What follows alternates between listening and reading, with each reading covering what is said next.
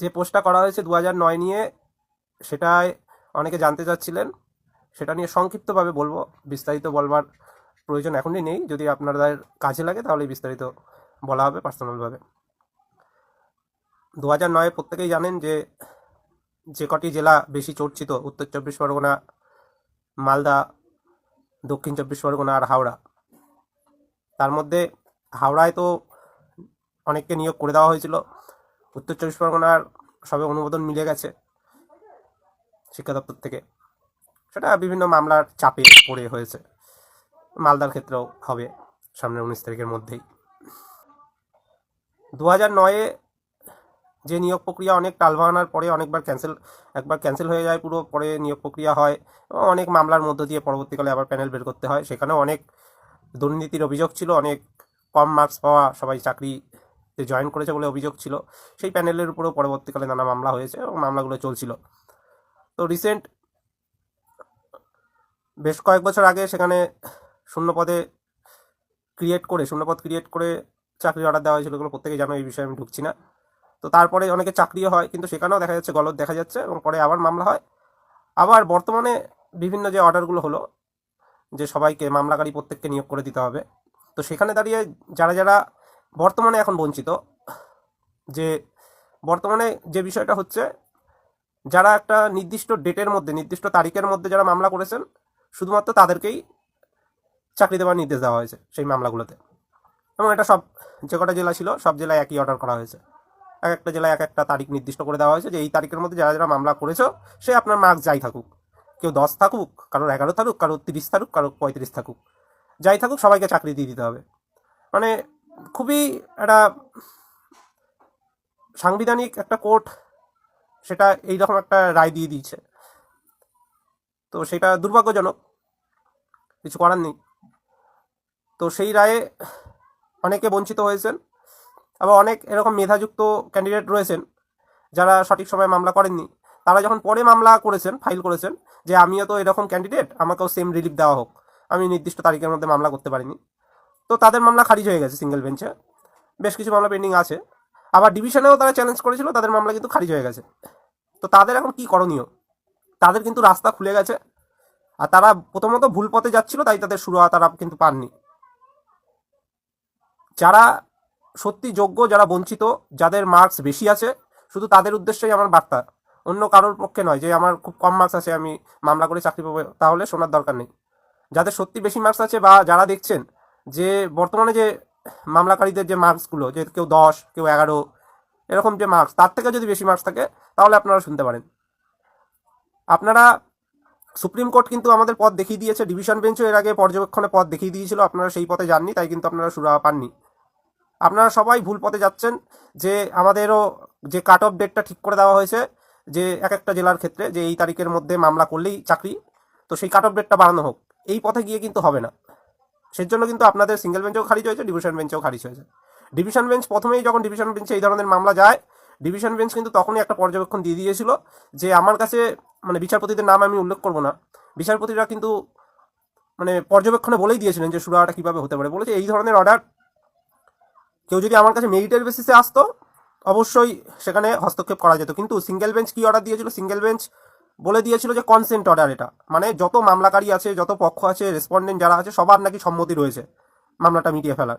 এবং সম্মতিটা বিভিন্ন কারণে হয়েছে, যে আগে দুর্নীতি করে ঢুকেছে, আগে কম মার্কসদের চাকরি দিয়েছে, তাদের প্যানেল ঘাটবো না, তাই এখন যারা মামলা করছে সবাইকে আমি চাকরি দিয়ে দিই। এর জন্য সবাই ওখানে একটা সমঝোতার মধ্যে এসেছে এবং সেটা হয়েছে, যেটা পরে আর রোকা যায়নি। তো তখন ডিভিশন বেঞ্চ কিন্তু উল্লেখ করে দিয়েছিল, যেহেতু যেই অর্ডারের বলে এদের চাকরি হচ্ছে, সেই অর্ডারে পরিষ্কারভাবে লেখা রয়েছে যে এটা দুর্নীতি প্রচুর রয়েছে, এই প্যানেলে দুর্নীতি আলাদা করা যাচ্ছে না, উল্লেখ রয়েছে। প্যানেলে বিচারপতিরাই লিখেছেন যে দুর্নীতি রয়েছে, আমি তার মধ্যে ঢুকবো না, আমি সবার কনসেন্টে সবাইকে চাকরি দিয়ে দিচ্ছি। কি সুন্দর অর্ডার হয়েছে। তো যাই হোক, একটা দুর্নীতির একটা মানে অন্যভাবে চাকরি পেয়েও কিন্তু যে সারা জীবন সুরাহা থেকে যায়, এটাও কিন্তু ভুল। আমরা দেখেছি অনেক ক্ষেত্রে যে চাকরি পেয়েও পরবর্তীকালে যে অবৈধভাবে পেয়েছে বলে, বা ভুল পথে পেয়েছে বলে, বা ভুল কারণে পেয়েছে বলে সব বাতিল হয়ে গেছে। তো প্রত্যেকে যে 2009-এর ক্যান্ডিডেটরা রয়েছে, যারা মামলা করেও মানে তারিখ বাড়াতে মামলা চেয়েছিলেন, যে এই নির্দিষ্ট তারিখের মধ্যে মামলা করে চাকরি হবে, তো আমাকে আর একটু তারিখ বাড়িয়ে দেওয়া হোক, আমিও একই রকম ক্যান্ডিডেট, আমারও নাম্বার এরকম ব্যাপার রয়েছে। তো তারা কিন্তু সুরাহা পাননি। তাদেরকে যেটা করতে হতো মেরিটের বেসিসে আর্গুমেন্ট করতে হতো,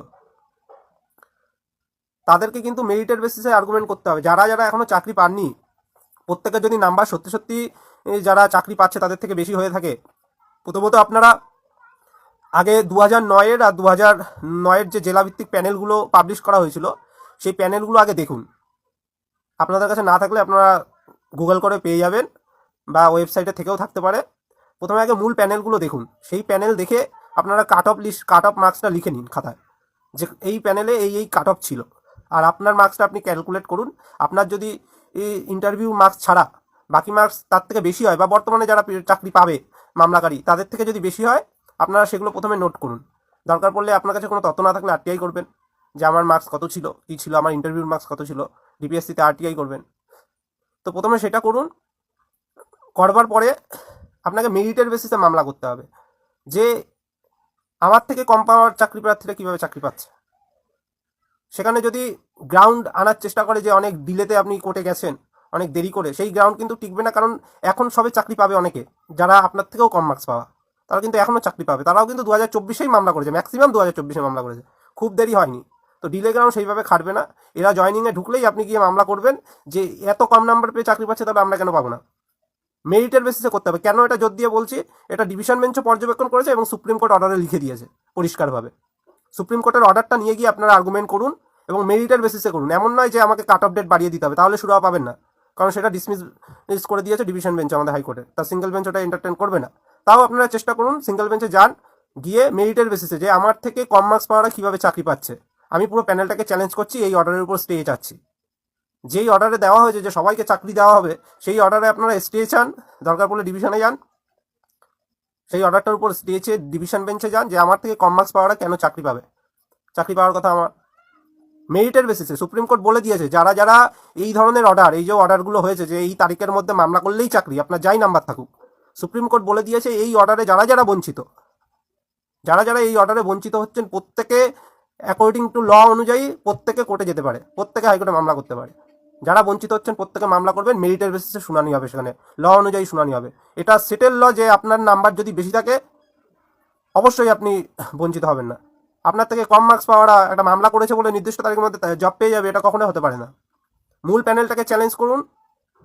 যেই প্যানেলে একটা সিস্টেম কি, এটা প্রথমে বিচারপতির নাম নিচ্ছি না, সেই বিচারপতি মহাশয় এটা কিন্তু পর্যবেক্ষণ করে বলে দিয়েছিল মালদার ক্ষেত্রে যখন ওই নির্দিষ্ট যে তারিখ দিয়ে দেওয়া হয়েছে যে এই তারিখের মধ্যে মামলা করলে চাকরি পাবেন, তারপরের তারিখে মামলা করে তারা যখন অন্য বিচারপতির বেঞ্চে যায়, তো সেই বিচারপতি কিন্তু পর্যবেক্ষণ করেন যে বিষয়টা কোথায় গলদ হচ্ছে। এটা তো সিম্পল নিয়ম যে আমার যদি কোনো বঞ্চিত প্রার্থী থেকে থাকে, যারা বঞ্চিত হয়েছে সত্যি সত্যি এবং কম মার্কসটা চাকরি পাচ্ছে, তাহলে আপনি প্যানেলটা ঠিক করুন, বা আপনি কাট অফটা প্রকাশ করুন, জেলায় কত কাট অফ ছিল। মাত্র তো 2600, কোনো জেলায় 1300 এরকম ভ্যাকান্সি ছিল। তো সেই একটা এই কয়জনের একটা প্যানেল ঠিক করা যাচ্ছে না? সেখানে যদি দুর্নীতি করে কেউ ঢুকে থাকে বা সেখানে যদি কম মার্কসের চাকরি পেয়ে থাকে, আপনি সেটা রিপ্যানেল করুন, বা আপনি যদি রিপ্যানেল না করেন আপনার কাট অফটা প্রকাশ করুন। সেই কাট অফের উপরে যদি কেউ থাকে তাহলে শুধু তাদের ক্ষেত্রে বলা যেতে পারে যে তারা চাকরির যোগ্য। তা না করে আপনারা যারা 11 পেয়েছে, যারা 7 পেয়েছে, সবাইকে চাকরি দিয়ে দিচ্ছে। এটা একটা আশ্চর্য খেলা হচ্ছে, কিছু বলার নেই। এই খেলায় অনেক গল্প আছে, এই খেলাটা হচ্ছে এবং সবার চোখের সামনে এইভাবে হচ্ছে, এটা চলতে পারে না। যারা পাচ্ছে এই ধরনের অর্ডারের ফলে ভবিষ্যতে তাদের চাকরি কতদিন থাকবে এটাও একটা প্রশ্ন, যদি কেউ এটার বিরুদ্ধে সেইভাবে লড়াই করে। যারা এই অর্ডারের ফলে বঞ্চিত হয়ে লড়াই করবেন অবশ্যই সুরাহা পাবেন। সুপ্রিম কোর্টও বলে দিয়েছে মেরিটের বেসিসে শুনানি করতে। একটা সিম্পল নিয়ম যে আমার যদি বেশি মার্কস থাকে আমি মামলা করব, আমার থেকে কম কাট অফ চাকরি পাচ্ছে, তাহলে তাকে বাদ দাও দরকার পড়লে, তারপরে আমাকে ঢুকাও, বা আমি যদি বেশি মার্কস পেয়ে থাকি আমাকে ঢুকাও। কিন্তু যারা মামলা করবে তাদের মার্কস তো দেখা হবে না, কি কম পেলো না কি বেশি পেলো, সবাইকে চাকরি দিয়ে দাও, এটা তো হতে পারে না। তাই আপনারা মূল প্যানেলটাকে চ্যালেঞ্জ করুন, মেধার ভিত্তিতে মেরিটের বেসিসে আর্গুমেন্ট হবে। মূল প্যানেলটাকে আপনারা বারবার বলছি, মূল প্যানেলটাকে চ্যালেঞ্জ করবেন যে আমার এর থেকে বেশি মার্কস রয়েছে, বা এই যে যারা এখন অর্ডারের ফলে চাকরি পাবে করছে মামলাকারী, তাদের থেকে বেশি মার্কস রয়েছে, তাহলে এরা পেলে আমি কেন পাবো না? কাট অফ ডেট কী করে কোর্ট ঠিক করে দেয়? মেরিটের বেসিসে শুনানি হবে। কিন্তু আপনি যদি ভুল পথে যান যে আমাকে এই ডেটটা বাড়িয়ে দিন, যে এই আর একটা ডেট ঠিক করে দিন যে এই তারিখের মধ্যে মামলা করলে আমি সুরাহা পাবো, তাহলে আপনি পারবেন না। সুপ্রিম কোর্ট যেটা বলেছে সেই অনুযায়ী কিন্তু আপনাকে চলতে হবে। সিঙ্গেল বেঞ্চ যখন এই পর্যবেক্ষণটা দিল, সিঙ্গেল বেঞ্চ মালদার ক্ষেত্রে কাট অফ চেয়ে পাঠিয়েছিল যে আপনারা মালদার 2009 যে নিয়োগ হয়েছে সেই নিয়োগে লাস্ট কাট অফ কত গেছে এটা আগে আপনারা রিপোর্ট দিন। তার থেকে যদি কেউ বেশি পেয়ে থাকে তাদের কনসিডার করা হবে, তার থেকে যারা কম পাচ্ছে তাদের কিভাবে কনসিডার করা হয়। এটা কিন্তু অন্য বিচারপতি এই অর্ডারটা দিয়েছিল, এবং এই পথে প্রেশার দিয়েছিল বলেই মালদা তখন রিভিউ পিটিশন করেছিল সেই অর্ডারের বেসিসে। মালদা রিভিউ পিটিশন করবার পরে যেই বিচারপতি এই ধরনের অর্ডার দিয়েছিলেন যে একটা নির্দিষ্ট তারিখের মধ্যে মামলা করলেই চাকরি, সেই বিচারপতি তখন তার অর্ডারটাকে সংশোধন করে নেয় যে ঠিক আছে তাহলে এই জিনিসটা হবে না, তাহলে আপনারা কনসেন্ট দিচ্ছেন না, তাহলে আবার অন্য বিচারপতির ঘরে যাক মামলাটা, যারা এখন প্রাইমারি মামলা শুনছে প্রথম থেকে শুনানি হবে, এবং সেটাই উচিত ছিল। এবং সেই ক্ষেত্রে সবাই কিন্তু সুরাহা পেয়েছিল, এবং প্রত্যেক মানে যারা এখনো বঞ্চিত হচ্ছেন তারাও বঞ্চিত হতেন না, যারা নতুন ক্যান্ডিডেট তারাও বঞ্চিত হতেন না, এটাই বলা হয়েছিল রিভিউ পিটিশনে। কিন্তু সেই রিভিউ অর্ডারটাকে চ্যালেঞ্জ করে হট করে সুপ্রিম কোর্টে যাওয়া হলো, এবং সেখানে কি বেসিসে আর্গুমেন্ট হলো, সেখানে যথাযথ তথ্য দেওয়া হলো না, সেখান থেকে বলে দেওয়া হলো না আপনার রিভিউর যে অর্ডারটা সেটা খারিজ করে দিচ্ছি, আগের অর্ডার বহাল থাকবে। যদিও সেই অর্ডারে সুপ্রিম কোর্ট বলে দিয়েছে যদি কেউ এই অর্ডারের ফলে বঞ্চিত হন অবশ্যই মামলা করতে পারেন এবং সেটা মেরিট অনুযায়ী শোনা হবে। তো তারপরে আবার কন্টেম্প ফাইল করে এখন সবাই চাকরির অ্যাপয়েন্টমেন্টের অনুমোদন দিয়ে দিচ্ছে বাধ্য হয়ে, ভয় পেয়ে, যেহেতু রুল ইস্যু হয়ে যাবে, জেলে ঢুকে যাবে, তাই বাধ্য হয়ে তাদের অ্যাপয়েন্টমেন্ট ছাড়তে হচ্ছে। কিন্তু যারা এখনও চাকরি পাননি, যারা নির্দিষ্ট ডেটের মধ্যে মামলা করেননি, তাদেরকে বলবো আপনারা কোর্টে যান, সিঙ্গেলে সুরাহা না পড়লে ডিভিশনে যাবেন, তারপরে সুপ্রিম কোর্টে যাবেন, শেষ পর্যন্ত লড়তে হবে। আপনার যদি বেশি মার্কস থেকে থাকে আপনারা মামলা যান, সুপ্রিম কোর্টের অর্ডারটা নিয়ে যান যে সুপ্রিম কোর্ট বলে দিয়েছে আমাকে, আমি যদি বঞ্চিত হই আমার মামলা শুনতে হবে এবং মেরিটের বেসিসে শুনতে হবে। আমার যদি বেশি মার্কস থাকে আমাকে চাকরি দিতে হবে, আমার থেকে কম মার্কসদের বাদ দিতে হবে, দরকার পড়লে আমাকে মূল প্যানেল আবার রিপ্যানেল করতে হবে। রিসেন্ট সুপ্রিম কোর্ট দুজন বিচারপতি আপনারা দেখেছেন যে ফেসবুকে ঘোরাঘুরি করছে জাজমেন্ট, যে ঝাড়খণ্ডের ক্ষেত্রে 2010 সালের নিয়োগ বাদ দিয়ে দিয়েছে, পুরো প্যানেল বাদ, 2010 না 11। এসএসসির মামলা আপনারা দেখছেন, আমাদের ডিভিশন বেঞ্চের রায় তো এখনো রয়েছে, তারপরে সুপ্রিম কোর্টের রায় দেবে কদিন বাদে, যেখানে মানে মাত্র 2600 ভ্যাকান্সি, আর একটা জেলায় 1300-র মতো ভ্যাকান্সি, সেখানে আপনারা দুর্নীতি চিহ্নিত করতে পারছেন না। এটা ছেলে খেলা হচ্ছে। দুর্নীতি চিহ্নিত করতে পারছি না বলেই আমরা যতজন মামলা করবো সবাইকে নিয়োগ দিয়ে দেবো। উত্তর 24 পরগনা বলছে 900 জনকে নিয়োগ দিয়ে দেবো, প্রায় 2600 জনের মধ্যে 900 জনকে আবার নতুন করে আমি নিয়োগ দিয়ে দেবো যে দুর্নীতি বাঁচা যাচ্ছে না। এটা কোনো কথা হলো? মানে এখানে একটা বড় খেলা রয়েছে, আমরা তো যাই মানে শিক্ষা দপ্তরগুলোতে আধিকারিকদের সাথে বিভিন্ন কথাও বলি, তো অ্যাডভোকেটদের সাথে কথা বলি, তো সব বুঝতে পারছি এখানে একটা বড় খেলা রয়েছে। যাই হোক, এখন চাকরি পেয়ে গেলেই যে শুরু হয়ে গেলো এরকম নয়। কবে সঠিক রায় আসবে তখন সব চাকরি চলে যাবে, আবার তখন আরও বিপদে পড়বে অনেকে চাকরি পাওয়ার পর অনেকে লোন টোন নেয়, তখন আরও বিপদে পড়বে হুট করে চাকরি চলে গেলে।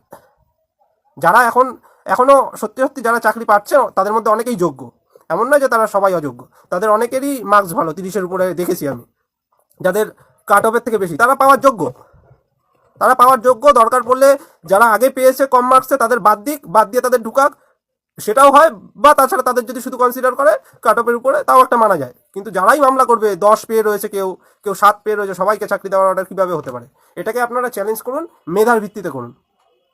আগের দিনও একটা মামলার ক্ষেত্রে, মামলাটা পরে ফাইল করা হয়েছে নির্দিষ্ট তারিখে, ফিরদৌস বাবু আর্গুমেন্ট করছিলেন, দেখা যাক সেই মামলাগুলোতেও কি হয় পরবর্তীকালে। তারাও এখন যদি অন্য বেসিসে মামলা করা রয়েছে, তো আপনারা অ্যাডভোকেটদের সাথে কথা বলুন, বা আপনারা যদি মানে আগ্রহ থাকে, লড়বার ইচ্ছা থাকে, নিজেরা গ্রুপ করুন যারা বঞ্চিত আছেন, আর দরকার পড়লে আমাদের সাথে কথা বলুন, সমস্ত সহযোগিতা করা হবে। সুপ্রিম কোর্টের অর্ডার রয়েছে, কোনো ভয় পাবার কিচ্ছু নেই। সুপ্রিম কোর্ট বলে দিয়েছে মেধার মানে কেউ বঞ্চিত হলে ওই অর্ডারে মেধার ভিত্তিতে শুনানি হবে। তাই বলবো যাদের এরকম বেশি মার্কস রয়েছে, যারা দেখছেন যে মামলাকারীরা আপনার থেকে কম মার্কস কিন্তু চাকরি পাচ্ছে, সেটাকে চ্যালেঞ্জ করবেন। সেও তো এখনই চাকরি পাচ্ছে, সে তো অনেকদিন ধরে চাকরি করছে না, সে তো এখন রিসেন্ট চাকরি পাবে করছে।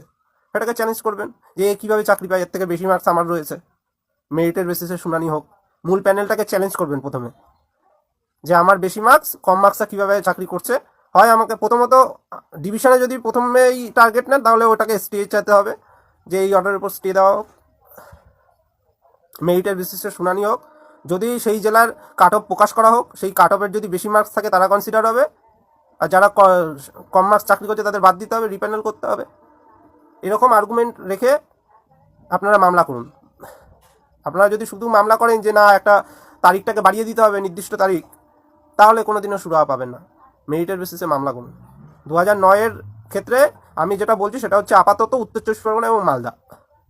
বাকি জেলারা এখনই রেসপন্স করবে। উত্তর চব্বিশ পরগনা, মালদা, হাওড়া। দক্ষিণ চব্বিশ পরগনা সুপ্রিম কোর্টে রয়েছে। সুপ্রিম কোর্টে এই পয়েন্টটাই আটকে রয়েছে। সুপ্রিম কোর্টে যারা মামলা করেছে তারা বলছে আমাদের থেকে কম মার্কসে কীভাবে চাকরি পেলো, সেজন্য দক্ষিণ চব্বিশ পরগনা আটকে রেখেছে। দক্ষিণ চব্বিশ পরগনা এরকম ঘোটালা করতে পারেনি হাইকোর্টে। হাইকোর্টে থেকে যে এরকম একটা রায় বের করে নেওয়া যে এই তারিখের মধ্যে যারা মামলা করেছে সবাই চাকরি 10 পাও 11 পাও, এটা করতে পারেনি। দক্ষিণ চব্বিশ পরগনা সুপ্রিম কোর্টে রয়েছে। আর মেন আন্দোলন দক্ষিণ চব্বিশ পরগনায় একমাত্র করছিল, এখনও করে 2009 বঞ্চিত বলে। কিন্তু বাকিরা মামলা করে রেখেছিল, তারা একটা অর্ডার পেয়েছে এবং অর্ডারের বলে এখন আপাতত সুরাহা পেয়েছে, চাকরি পাবে। তাদের মধ্যে অনেক যোগ্য আছে অবশ্যই, কিন্তু সবাই যোগ্য নয়, এটা মানা যায় না। যারা বেশি মার্কস রয়েছে তাদের মধ্যে অবশ্যই স্বাগত, তারা যোগ্য, এবং তাদেরও উচিত যে এই যে প্রসেসে তারা চাকরিটা পাচ্ছে এটা যেন আরও মানে মজবুত প্রক্রিয়ার মধ্যে দিয়ে হয়। নাহলে পরে যখন এই অর্ডারগুলো আবার ঘেটে গেলে তখন তাদেরও আবার চাকরি নিয়ে টানাটানি হবে। যেভাবে চাকরি পাও সঠিকভাবে পাও, সঠিক পদ্ধতিতে পাও, যেটা নিয়ম রয়েছে সেই অনুযায়ী পাওয়াই ভালো। তো যারা যারা এরকম ক্যান্ডিডেটদের চেনেন, যারা অনেকেই মামলা করেছে, আমি তো দেখি প্রতিদিন অনেকের মামলা এখনও পেন্ডিং আছে, যারা ওই নির্দিষ্ট তারিখের পরে মামলা করেছিল তারাও এরকম রিলিফ চাচ্ছে। তো তারা তো অবশ্যই আর্গুমেন্টগুলো করবে, তাদের সাথেও শেয়ার করবেন, এবং যারা এখনও করেনি বা করতে ইচ্ছুক তাদের সাথে শেয়ার করবেন বিষয়টা। আর সুপ্রিম কোর্টের অর্ডার যাদের যাদের লাগবে আমার কাছ থেকে চেয়ে নেবেন, সুপ্রিম কোর্টের অর্ডারটা দিয়ে দেবো। সুপ্রিম কোর্ট বলে দিয়েছে 2009-এর এই যে অর্ডারগুলো হয়েছে হাইকোর্টে, যে নির্দিষ্ট তারিখের মধ্যে মামলা করলেই চাকরি, এই অর্ডারের ফলে যারা যারা বঞ্চিত হচ্ছেন প্রত্যেকে মেরিটের বেসিসে মামলা করে শুনানি করাতে পারেন। সেই সুপ্রিম কোর্টের অর্ডার দিয়ে দেবো, সেই সুপ্রিম কোর্টের অর্ডার রেখে আপনারা কিন্তু মামলা করুন। একদিন না একদিন ঠিক পাবেন, এমন নয় যে এরা চাকরি পেয়ে যাচ্ছে বলে পেয়ে গেল।